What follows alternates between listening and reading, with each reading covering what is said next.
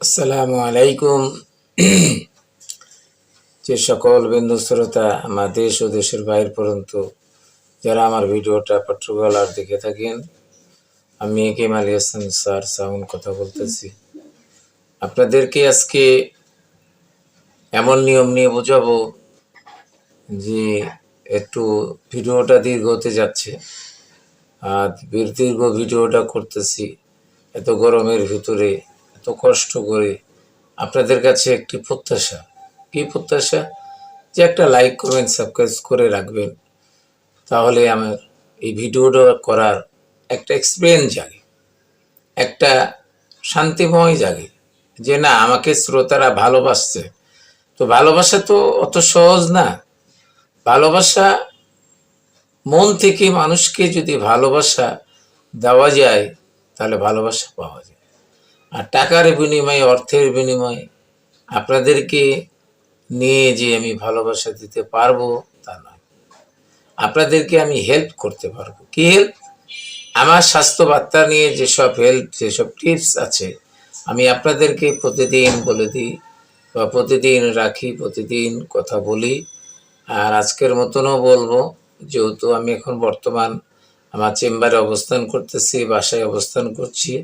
আমার তো জানেন দুটো প্রধান শাখা, একটা হচ্ছে ঢাকা আশুলিয়া সাভার, আর একটা হচ্ছে রাজশাহী হেতমখা।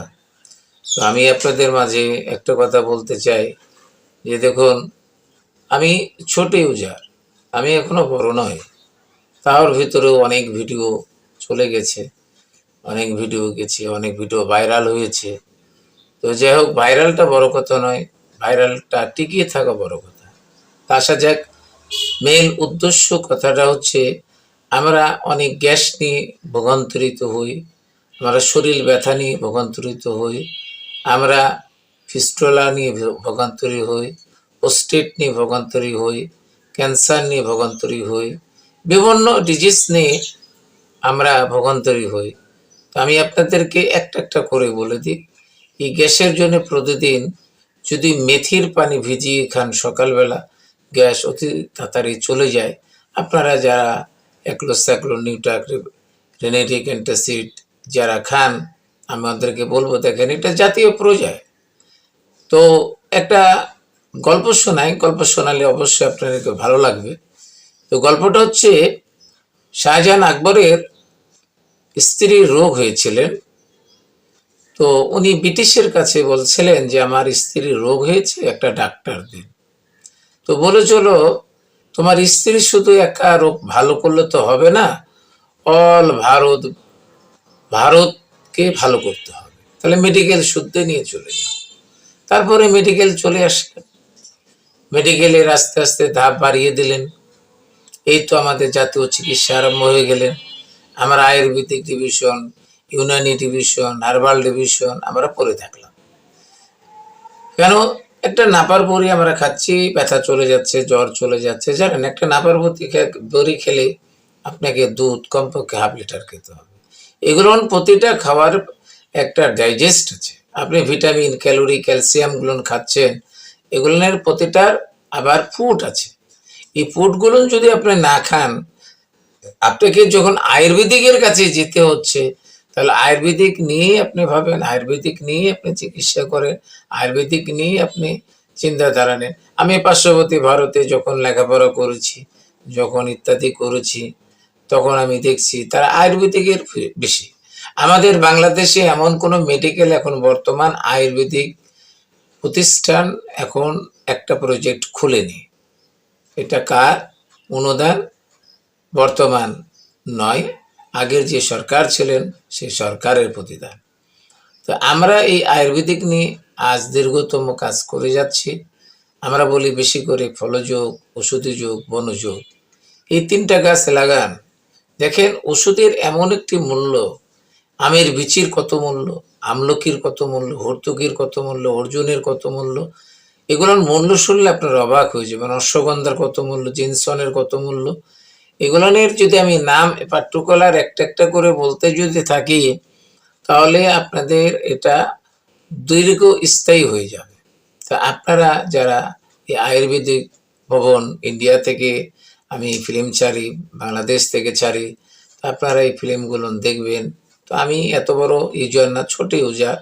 আর ছোটকে সবাই ভালোবাসে না, বেশিরভাগ মেয়েদেরকে প্রাধান্যতা দেয়। মেয়েরা যদি অ্যাক্টিভ থাকে বেশিরভাগ মেয়েদেরকে অনেক কিছু মানে খোলাভাবে বলার আগ্রহ। আমি তো আর মেয়ে ছেলে না যে আপনাকে মুচকে হাসি দিয়ে আপনার একটা ভিউ নেবো, একটা ভিডিও নেবো, তা না।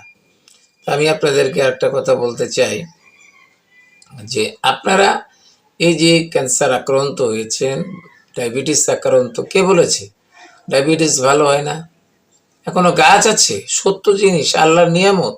কোরআন ভালো করে বিশ্লেষণ করে পড়েন, তাহলে আপনি বুঝতে পারবেন গাছ আছে কিনা, তরুলতা বৃক্ষ আল্লাহ পাক ওষুধি গাছ দিয়েছেন কিনা, এরকম সব জানতে পারবেন।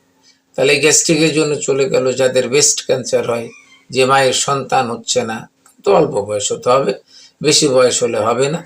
তো আমার কাছে যোগাযোগ করবেন, আমার থাম্বনেলের উপরে দেওয়া থাকবে, থাম্বনেল দেখলেই বুঝতে পারবেন, এবং আমার পিকচার থাকবে, ছবি থাকবে। এই ছবিটা থাকলে আপনারা দেখতে পাবেন।